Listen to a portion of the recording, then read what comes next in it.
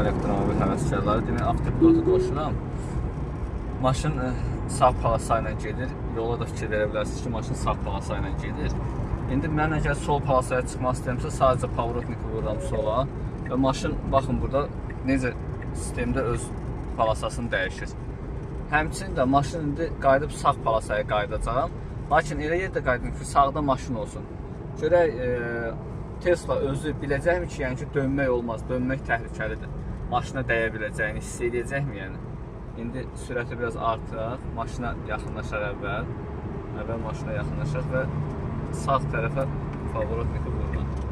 Sağ tərəfə pavrotniki vururam, bax, xəritəyə baxın, orada maşının qırmızı rəng göstərdi ki, əvvəl, yəni ki, dönə bilmərəm, maşına toxuna bilərəm və tamamilə sağ palasaya çıxdım. Belə bir gözəl funksiyası var.